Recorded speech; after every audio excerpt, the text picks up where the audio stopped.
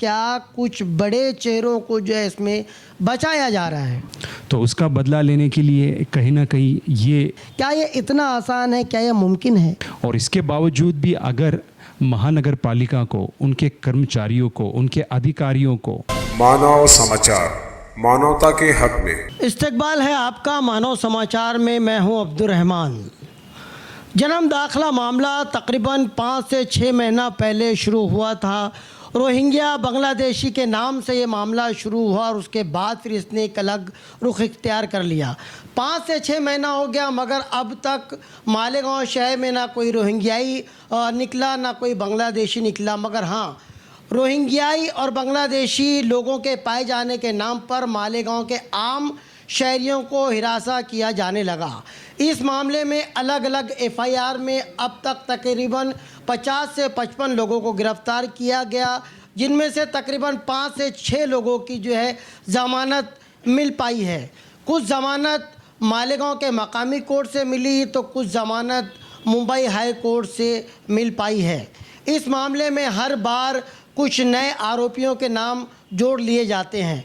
कुछ लोगों का यह भी बोलना है कि एसआईटी की डिमांड करने वाले जो भाजपा के लीडर हैं किरीट सोमैया, उनकी डिमांड पर एसआईटी गठित की गई थी। उसके बाद जब जब भी किरीट सोमैया मालेगांव आते हैं तब कुछ नए लोगों पर प्रेशर बनाकर गिरफ्तारी की तलवार लटकाई जाती है।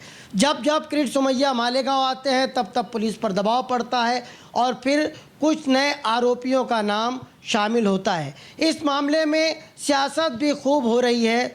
इस मामले के हल के लिए डिफेंस कमेटी भी बनाई गई और डिफेंस कमेटी के कुछ जिम्मेदारान, जिनमें आसिफ शेख, जिनमें मुस्तकीम डिग्निटी, मानव समाचार ने इस मामले में अपने स्टूडियो में उनको भी बुलाया। इसके अलावा मालेगांव के कुछ सीनियर वकला में एडवोकेट अजीम खान को हमने बुलाया, एडवोकेट आरिफ शेख को हमने बुलाया।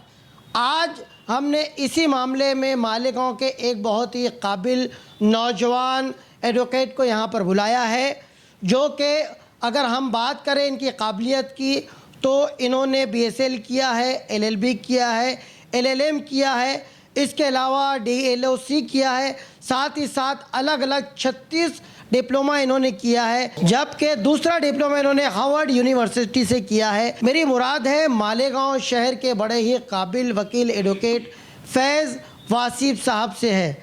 फैज़ वासिफ साहब, इस्तकबाल है आपका मानव समाचार में। सबसे पहले तो आपसे ये जानना चाहेंगे कि ये जो जन्म दाखिला मामला है, ये तकरीबन 5.5-6 महीना शुरू हुआ और उसके बाद शैतान की आँख की तरह जो मामला जो है तवील होता जा रहा है। कुछ ना कुछ नए लोगों का नाम इसमें जुड़ता जा रहा है। इसमें जो अव्वलीन लोगों को जब ये मामले की इब्तिदा हुई थी, कुछ लोगों को मुल्ज़िम की हैसियत से जो है गिरफ़्तार किया गया था, जिनमें आम शहरियों की बात करें तो 2 ख़वातीन थी, 1 स्टूडेंट था। उसके बाद बहुत सारे जो है अलग अलग सरकारी महकमे के लोगों को भी गिरफ़्तार किया गया। क्या वजह है कि इतना लंबा अरसा होने के बाद भी काफ़ी सारे लोगों की जो है इस मामले में ज़मानत नहीं हो पाई है?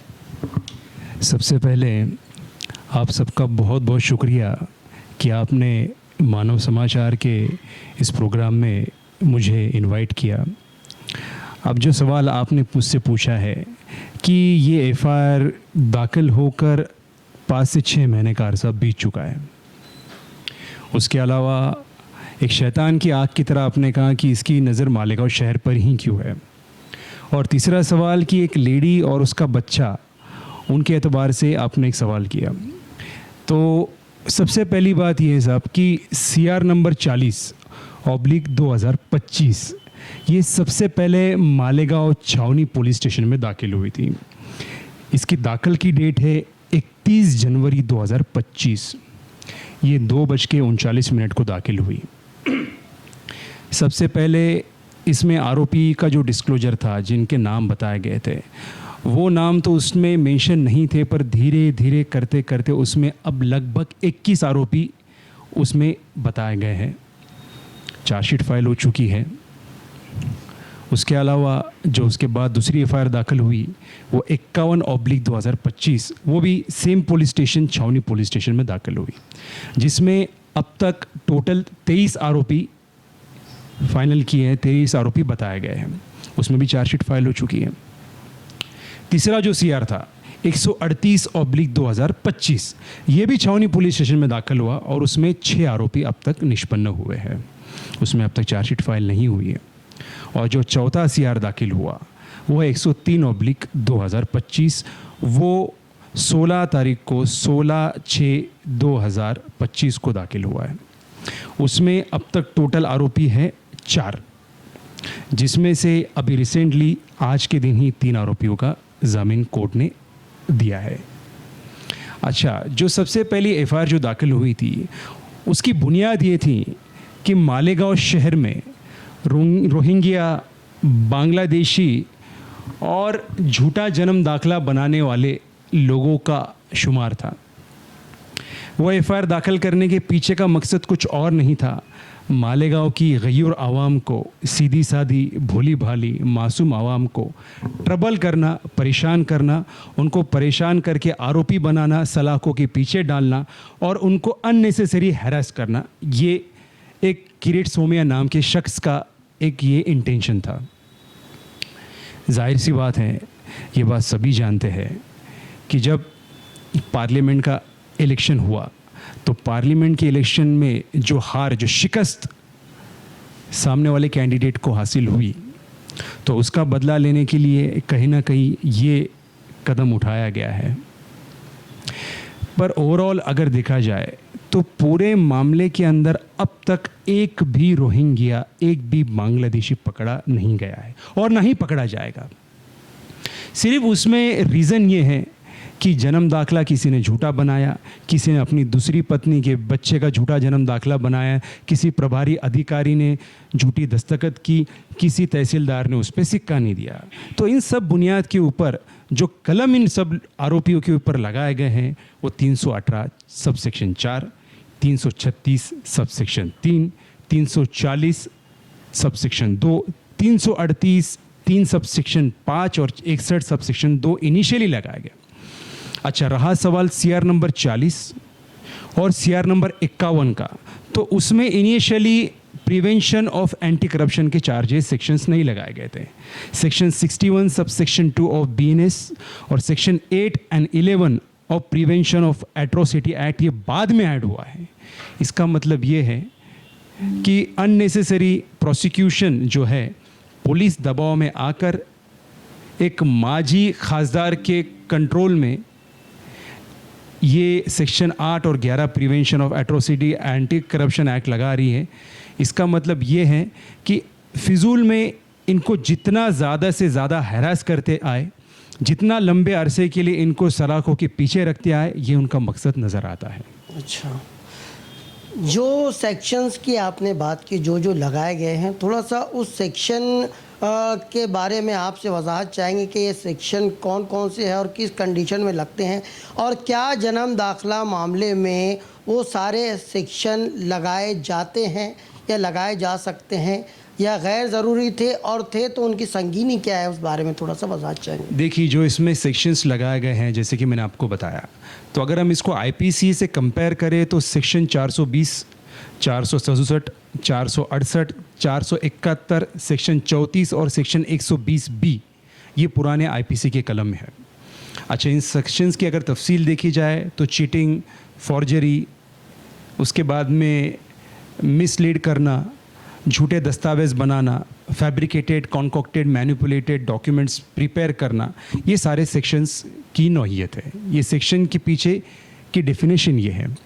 अच्छा, जो सवाल आपने पूछा कि जन्म दाखिले मामले के एतबार से ये सेक्शंस इस पे लागू होती है, इस पे क्या प्रोविज़न है, तो उस पर क्लियर कट प्रोविज़न दिया हुआ है birth and death registration act 1969 का, जिसके अंदर टोटल 32 सेक्शंस हैं।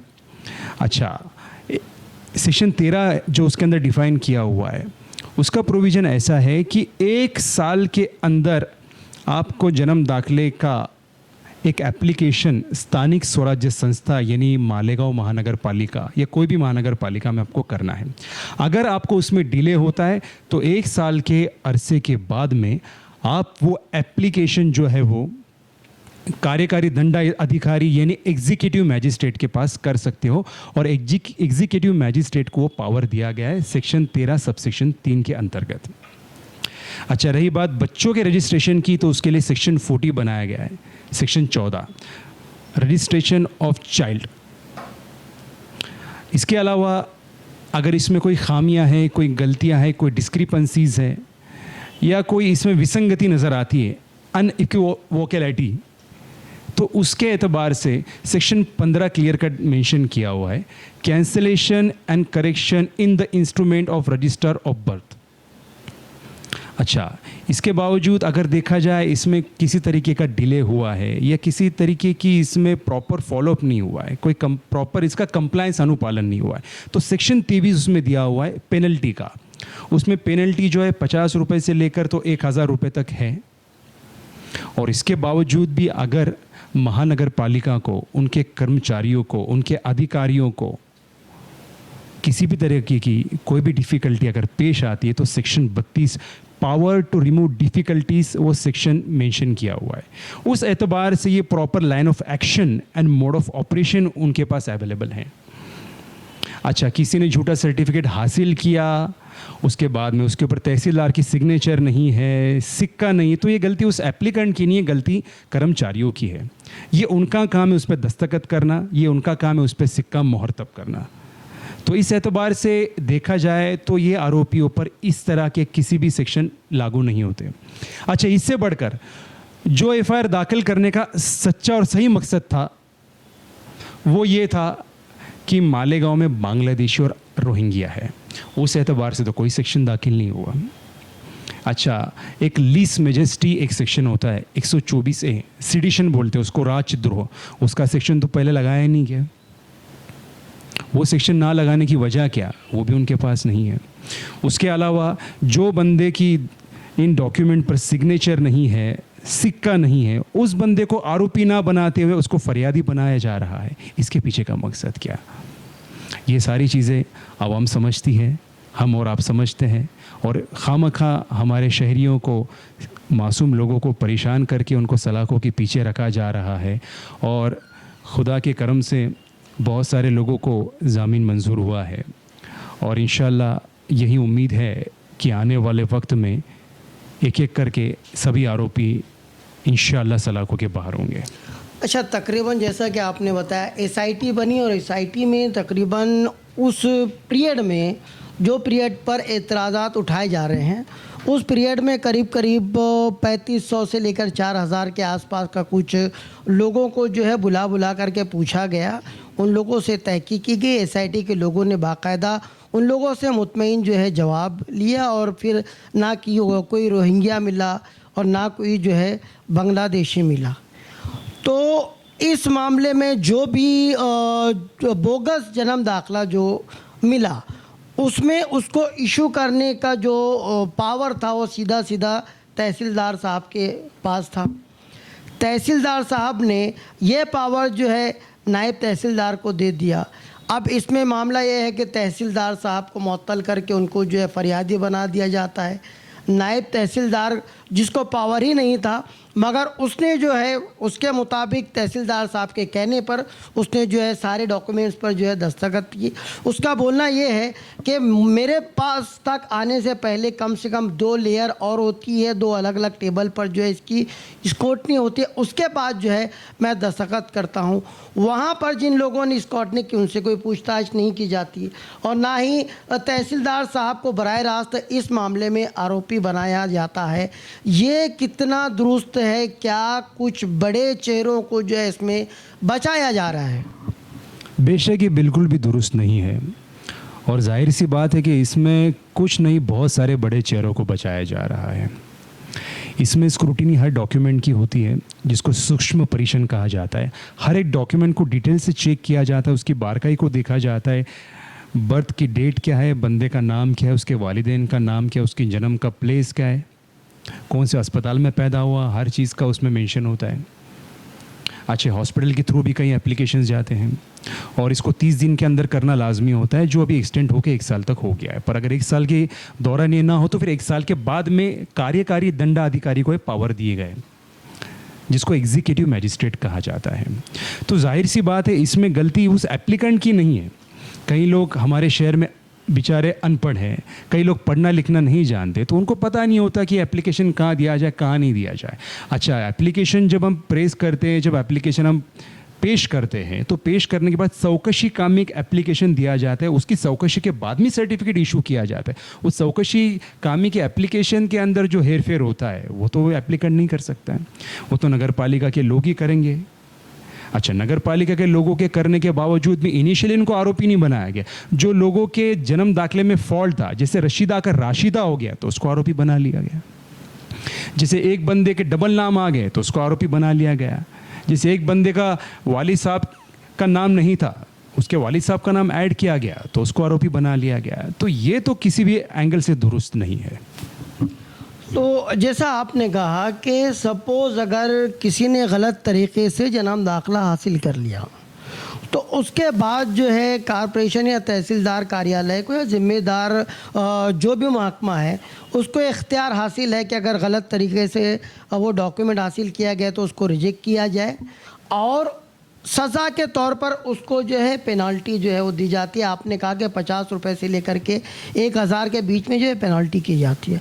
मगर आज करीब 5.5 से 6 महीने का अरसा हो गया है, 2 हमारी बहनें हैं, कुछ ऐसे आम शहरी हैं जो अब तक जेल की सलाखों के पीछे है, जो आम लोग हैं जिनका कोई क्रिमिनल रिकॉर्ड नहीं, बाय प्रोसीजर उन्होंने जो है जन्म दाखिला मांगा था, जन्म दाखिला हासिल किया था, उसकी सज़ा ये मिली कि करीब 5.5-6 महीने से वो जो है सज़ा काट रहे हैं। तो ये किस बुनियाद पर उनको जेल में रखा जा रहा है? क्या उनको इस तरीके से बजाय जुर्माना अदा करने के उनको जेल में ठोस देना, क्या ये सही है? बिल्कुल, ये तो किसी भी सूरत हाल में सही नहीं है। अच्छा, रही बात इन लेडीज़ की, तो उनका काम तो हम नहीं देख रहे हैं, तो इस बारे में मैं तफसील से बता भी नहीं सकता आप लोगों को। बहरहाल जो भी एलिगेशंस उनके खिलाफ है वो इतने तो सीरियस नहीं है कि चार्जशीट के बाद भी उनको सलाखों के पीछे रखा जाए। कहीं ना कहीं पुलिस प्रोसिक्यूशन के ऊपर प्रेशर है, कहीं ना कहीं ये दबाव क्रिएट करने की कोशिश कर रहे हैं, झूठे और मैनिपुलेटेड डॉक्यूमेंट पेश करके और अपने आर्ग्यूमेंट के अंदर ऐसा बताकर कि ये ही लोगों ने मिलजुल कर संगनमत करके कॉन्स्पिरेसी और डिज़ाइन कामोफ्लेज करके ये तरीके का एक गुनाह किया हुआ है।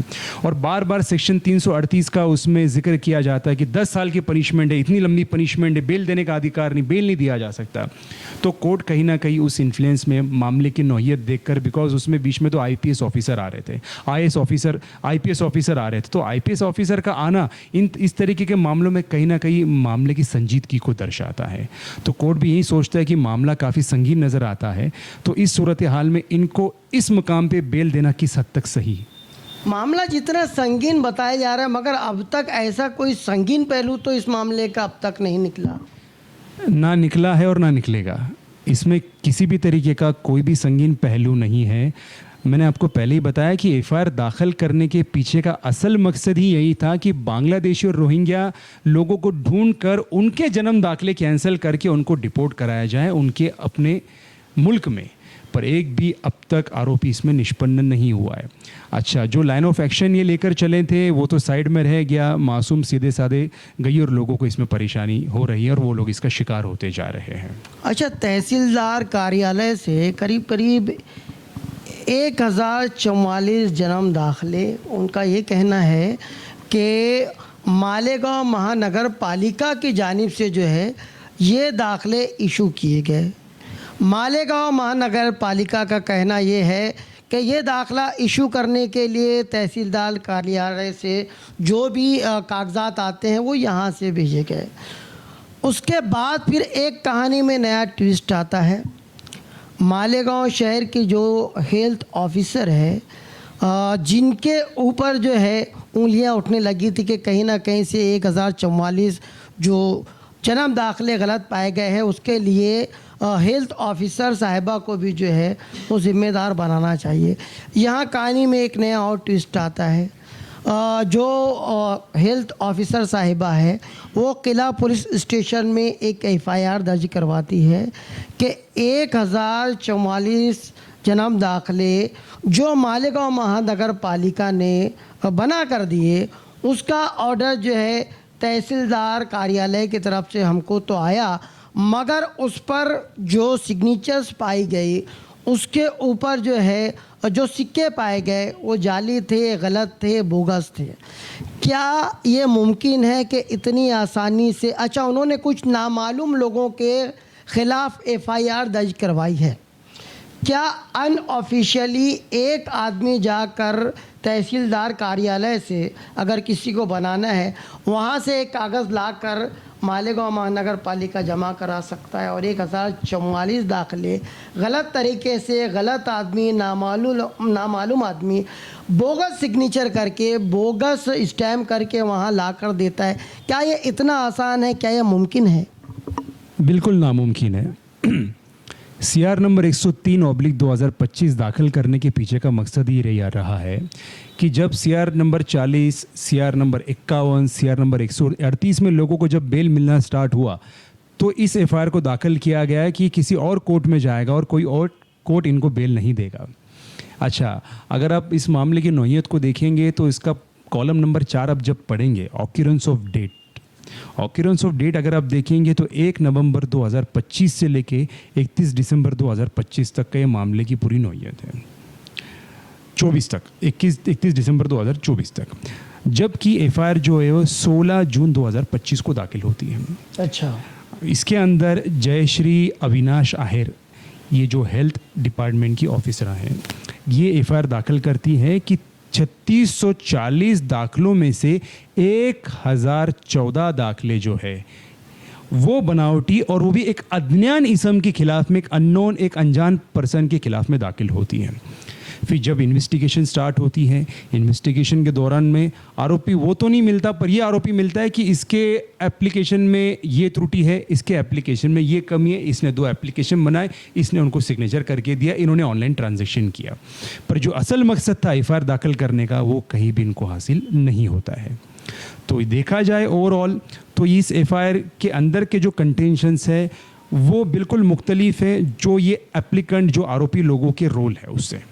अच्छा, किला पुलिस स्टेशन में जो नए ताज़े मामला जो है वो दर्ज हुए, उनमें से जो है कुछ 2-4 रोज़ पहले 3 लोगों की गिरफ्तारी हुई और आज जो है वो 3 लोगों की ज़मानत हुई। उसमें से जो है आपका भी उसमें एक बड़ा अहम किरदार है।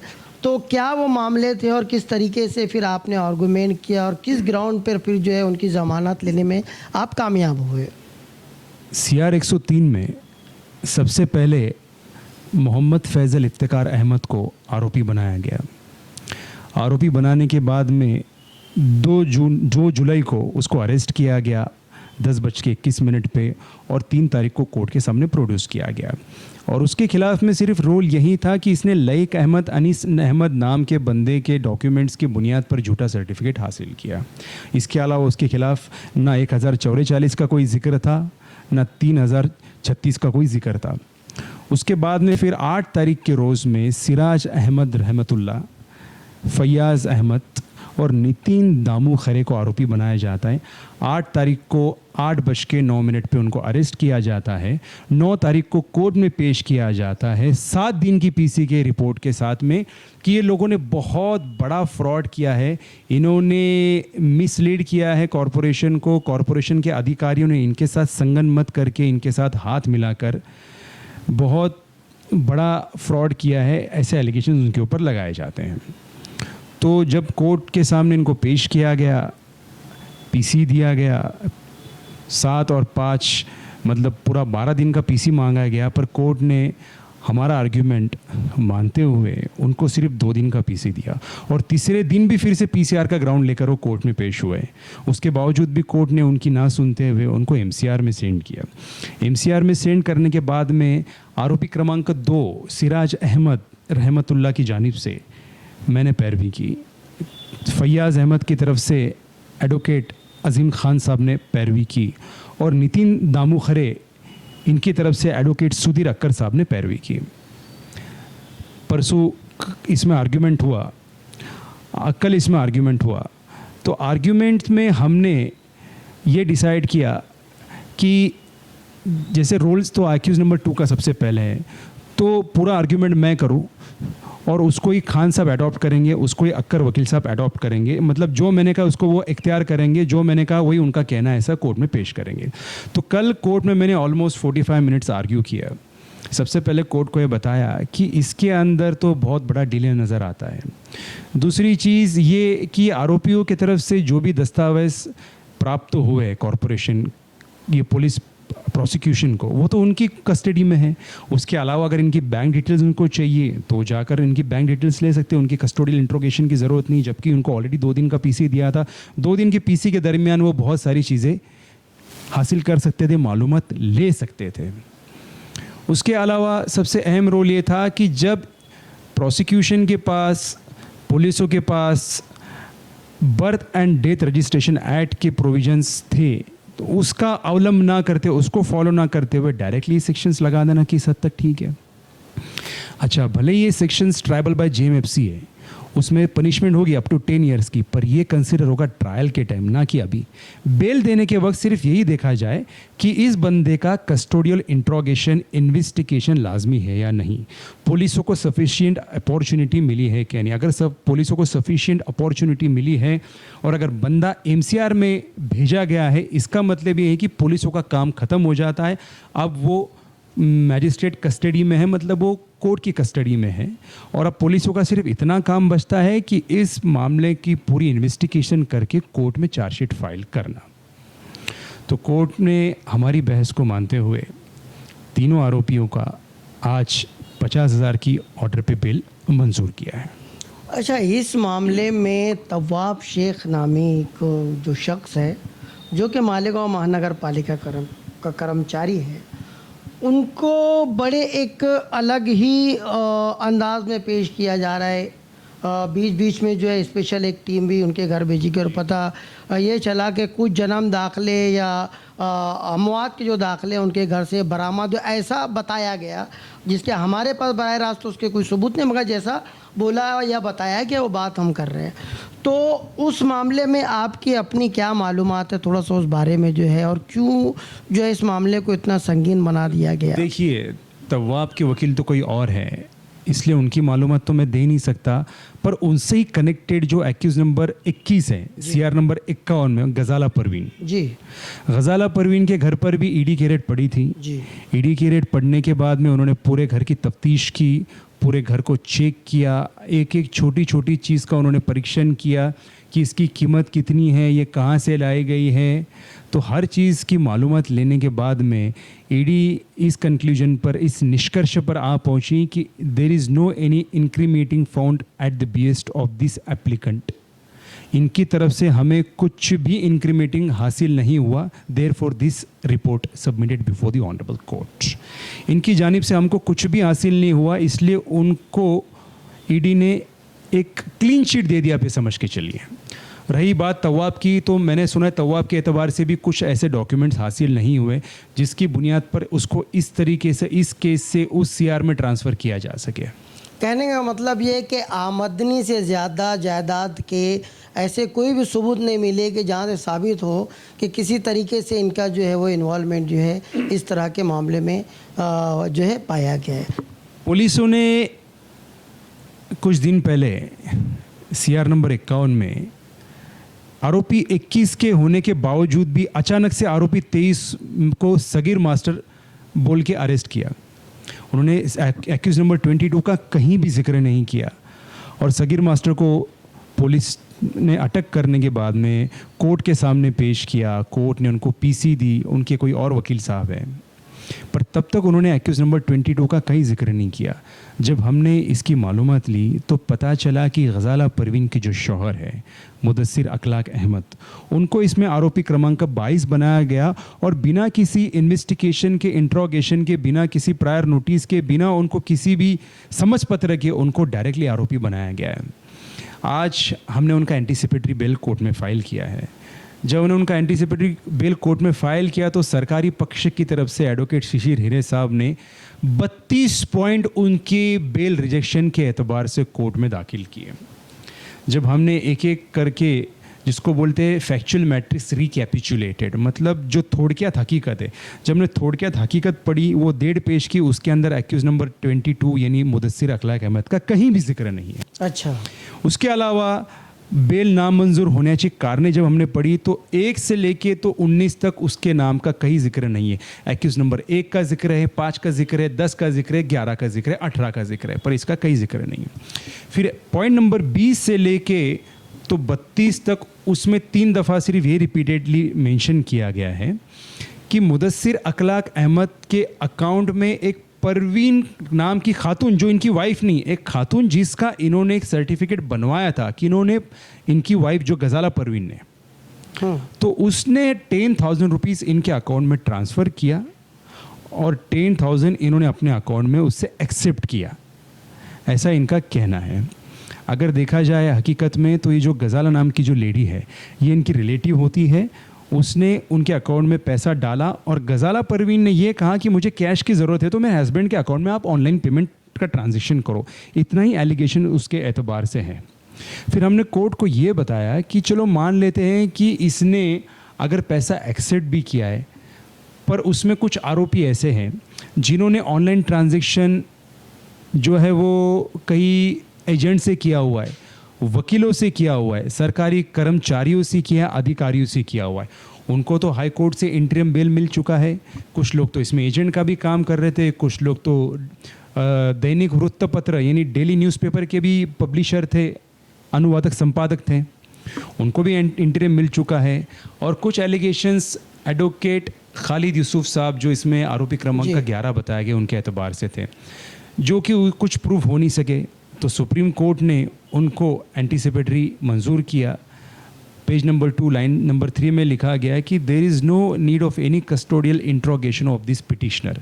इसका मतलब यही होता है कि जब इनकी किसी भी कस्टोडियल इंट्रोगेशन की, इनको जेल में भेजने की ज़रूरत नहीं है, तो जाहिर सी बात है बाकी आरोपी का रोल बचा ही क्या जी। जबकि इन्होंने ना किसी एजेंट से कोई ट्रांजेक्शन किया हुआ है, ना कोई कर्मचारी से किया है, ना किसी अधिकारी से किया हुआ है। तो हमने कोर्ट को यही पेश किया। उसके अलावा मुदस्सिर अखलाक अहमद के ऊपर एक ये एलिगेशन लगाया गया था कि CR नंबर 120/2020 में एक गुनाह इन पे दाखिल हुआ था जिसमें आरोपी क्रमांक 1 को बांग्लादेशी बताया गया था। तो हमने कोर्ट को ये भी बताया कि लाख उसको बांग्लादेशी बताया गया हो, पर इसका जो रोल है उसको मद्देनज़र रखते हुए हाई कोर्ट ने इसको बेल मंजूर किया। अगर ये सच में बांग्लादेशी होता तो कब का डिपोर्ट भी हो जाता और उसका बेल भी अलाउड नहीं होता जी। तो इन सारे मुद्दों को हमने कोर्ट के सामने पेश किया। और जो आपने पूछा है कि तवाब की तरफ से किसी भी तरीके के ऐसे दस्तावेज़ प्राप्त हुए, तो मैं साफ साफ कहूँगा कि ऐसे तरीके के कुछ भी दस्तावेज प्राप्त नहीं हुए जिससे बांग्लादेश या रोहिंग्या का कुछ कनेक्शन हासिल हो। अच्छा अच्छा। अब ये जो मामला जो है धीरे धीरे संगीन रोल जो है इख्तियार करता जा रहा है, संगीन सूरत इख्तियार करते जा रहा है। हर बार जो है भाजपा लीडर किरीट सोमैया आते हैं, उसके बाद आने के फिर कुछ दिन या बाद या कुछ घंटों के बाद जो है कुछ नई गिरफ्तारियां जो है शुरू हो जाती, जिसको लेकर मालेगांव शहरियार में एक फ़िक्रमंदी जो है वो पाई जा रही है। ऑलरेडी काफ़ी सारे लोग अभी भी जो है वो जेल में हैं, उनकी जो है वो ज़मानत जो है वो नहीं हो पा रही है। आम शहरियान में एक खौफ और हिरास पाया जा रहा है, क्योंकि आप एक कानून के माहिर हैं, बाकायदा एक बासलाहियत एडवोकेट हैं और काफ़ी सारी आपके पास डिग्रियां भी हैं, काफ़ी कम उम्री में जो है काफ़ी सारे आपके पास तजुर्बात भी हैं। एक आम शहरियान को किस तरीके से आप जो है इत्मीनान दिला पाएंगे इस बारे में?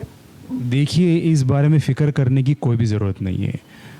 जो एक बहुत जोश के साथ जो इन्होंने एक प्रोपागंडा चलाया था, वो चीज़ अभी नज़र नहीं आती, क्योंकि अगर यही बात होती और वही सूरत हाल होती तो चारों CR में अब तक किसी का भी बेल नहीं होता।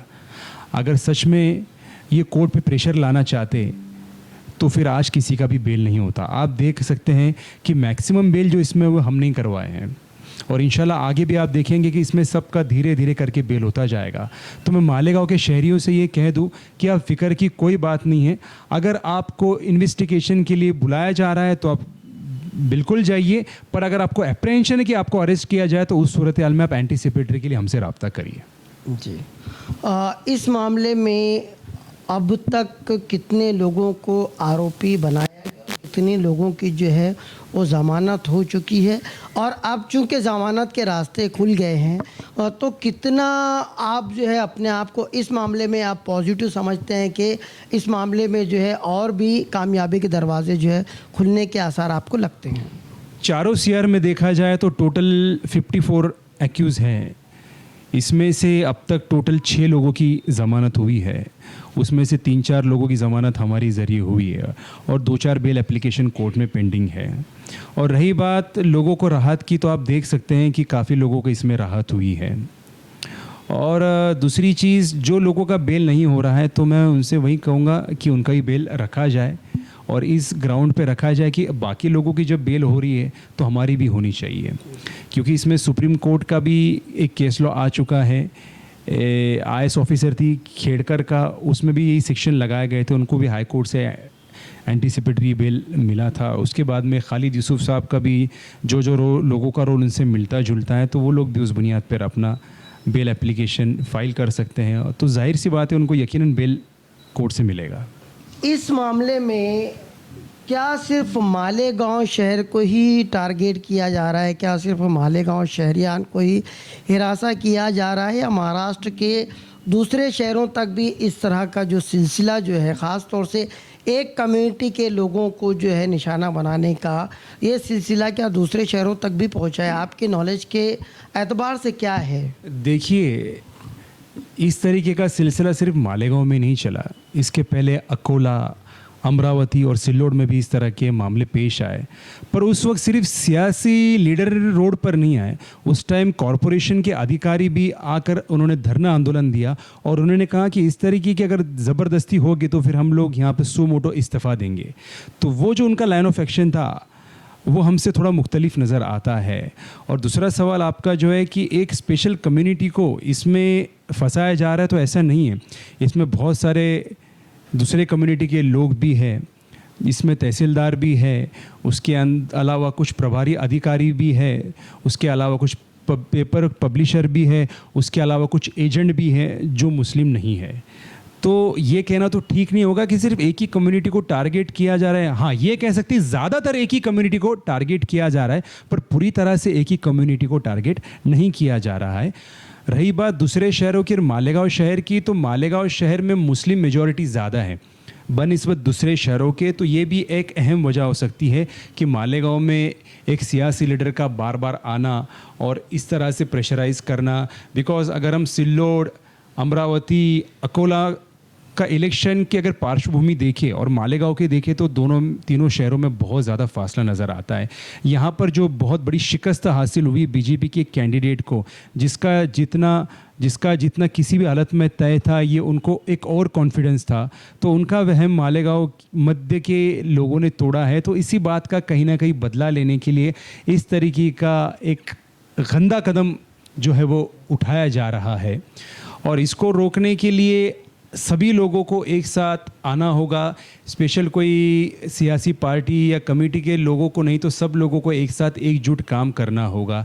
बेशक यहाँ बात अभी क्रेडिट लेने की नहीं रही, हमको अपने शहर को किस तरह से बचाना है इस बारे में सोचना होगा, क्योंकि आने वाले दिनों में अगर इस चीज़ पर रोक नहीं लगती तो कोई भी पॉलिटिशियन महाराष्ट्र या इंडिया के किसी भी कोने से आके मालेगांव को टारगेट करके अपनी सियासी रोटी सेक कर सरकारी पद का एक हकदार बन जाएगा। जैसे कि आप जानते हैं नीतीश राणे भी मालेगांव में आकर ही इस तरह की सियासत करके ही जो है वो आज एक मंत्री बना है, जो एक कॉरपोरेटर बनने की भी इस्तेताद नहीं रखता था। तो उसी तरह से आज दूसरे भी पॉलिटिशियंस जो है बस ऊपर के अपने पॉलिटिकल लीडर्स को खुश करने के लिए उनकी वाहवाही करके और मालेगांव में मुस्लिमों की और एक कम्युनिटी की बदनामी करने की साजिश रच रहे हैं। तो बार बार जैसे हम एक ख़ास वोट बैंक का हवाला देकर बात करते हैं कि एक शहर के एक हिस्से से इतना ज़्यादा वोट एक मखसूस पार्टी को मिल गया। सीधे बात करें, शोभाताई बच्चाओं को करीब करीब 2 लाख के आसपास का वोट मिल गया। 2 लाख वोट दिलवाने में सभी पार्टी के लोग शामिल थे, MIM शामिल थी, उसमें जो है NCP शामिल थी, समाजवादी पार्टी शामिल थी, आसिफ शेख साहब उनकी पार्टी शामिल थी, सभी शामिल थे। अब जब मालेगांव पे विपदा आती है तो फिर यही पार्टी जो एक पार्टी को वोट दिलाने के लिए इकट्ठा थे, अब क्यों एक दूसरे से अलग राग जो है अलाप रहे हैं? क्या ये अलग राग अलापने का खुमियाजा भी कहीं ना कहीं हम भुगत रहे हैं कि वो जो प्रेशर बनना चाहिए था हुकूमत के ऊपर, वो प्रेशर शायद बना नहीं पा रहे हैं क्योंकि हमारे अंदर सियासी इख्तिलाफ जो है ख़ास तौर से बहुत पाया जा रहा है? क्या एक लगता है? इंग्लिश में कहावत है कि united we stand and divided we fall. अगर हम एक है, संगठित हैं, तो फिर हम कुछ भी कर सकते हैं, और अगर हम डिवाइडेड है तो हम कुछ भी नहीं कर सकते। और जो आपने पूछा कि मुख्तलिफ सियासी पार्टियों का समर्थन सपोर्ट होने के बावजूद भी आज कुछ खुसूसी पार्टियों के नुमाइंदे हो या फिर उनके लीडर हो, ये आके इनके खिलाफ में प्रोटेस्ट कर रहे हैं, तो जो लोग प्रोटेस्ट नहीं कर रहे उनके बारे में तो मैं बता नहीं सकता क्योंकि मैं कोई सियासी फिगर नहीं हूँ। वो उसका रीज़न वही लोग बेहतर जानते हैं, उनकी पीछे की वजह, उस मसले की पीछे की वजह वही लोग बेहतर जानते हैं। पर मेरा ऐसा कहना है कि ये मसला अभी किसी सियासी पार्टी का नहीं रहा है, ना ही किसी कौम का रहा है, ना किसी हुकूमत का रहा है। ये सियासी मसला अपनी कौम का और मालेगांव शहर का है। तो इसलिए सभी को रास्ते पर आना चाहिए, सभी को इसके खिलाफ में कदम उठाने चाहिए। इसके लिए भी बहुत सारे ऑप्शंस अवेलेबल हैं और इस पर रोक किस तरह से लगानी है इस चीज़ को भी हम बाखूबी जानते हैं, पर उसके लिए हमें मैन पावर की ज़रूरत होगी। लोगों को खुलकर सामने आना होगा। जैसे एक सियासी लीडर मालेगांव शहर में आके किसी का भी नाम लेके किसी के भी नाम की बुनियाद पर किसी को भी आरोपी बनाता है, तो उसी लीडर को टारगेट करके उसी के खिलाफ में एलिगेशंस लगा के उसके खिलाफ में एफआईआर दाखिल करके उसको कहीं ना कहीं घुटनों पर लाना भी ज़रूरी मैं समझता हूँ। जी, तो हमारे साथ इस वक्त मानव समाचार में एडवोकेट फैज़ वासिफ साहब मौजूद हैं, जिनसे हमने खुलकर बात की और उन्होंने भी बड़े बेबाकाना अंदाज में अपनी बातों को रखा, बल्कि कुछ बात तो कुछ ज़्यादा ही बेबाकी से उन्होंने कही, जो बात कहने में आम आदमी क्या ख़ास आदमी भी जो है हिचकिचाता है। आप सोचना होगा यहाँ के लीडरान को कि किस तरीके से आप अपने सफ़ों में जो है इत्तेहाद पैदा करके मालेगांव शहरियान पर आने वाली ये रोज़ रोज़ की जो आफत मुसीबत है, इसका सद्देबाब कैसे किया जाए, इस पर लगाम कैसे जो है लगाया जाए। इलेक्शन आते जाते रहेंगे, वोट जो है लेना देने का सिलसिला चलता रहेगा, एमएलएस बदलते रहेंगे, एमपीज़ बदलते रहेंगे, कारपोरेटर्स बदलते रहेंगे, मेयर बदलते रहेंगे, मगर ये शहर, यहाँ की नस्लें, यहाँ के लोग जो है वो यहीं रहने वाले हैं। बेहतर होगा कि आज अपने वजूद को बचाने का वक्त है, अपनी मिल्लत को बचाने का वक्त है, अपनी नस्लों को बचाने का वक्त है। अगर ऐसे मौक़ों पर भी हम इख्तिलाफ से काम लेते हैं और एक दूसरे पर सिर्फ आरोप या इल्ज़ाम लगाते रह जाएंगे, तो फिर पूरा हिंदुस्तान इस शहर की बदकिस्मती पर न सिर्फ आंसू बहाएगा, बल्कि हमारे बेवकूफ़ाना कदम पर हंसी और ठिठोल भी उड़ाएगा। बेहतर है कि वक्त रहते अपने सफ़ों में इत्तेहाद पैदा कीजिए। फैज़ वासी साहब, आप यहाँ पर आए, हमसे ढेर सारी बातें की, आपका बहुत बहुत शुक्रिया। उम्मीद करते हैं अगली बार किसी और मौजू पर आपको हम बुलाएंगे और इसी तरीके से उस वक्त भी जो है आप अपना कीमती वक्त हमें देंगे। जी ज़रूर, बहुत बहुत शुक्रिया जी। तो देखते रहिए मानव समाचार, सबसे पहले सबसे तेज़, हमेशा सच के साथ।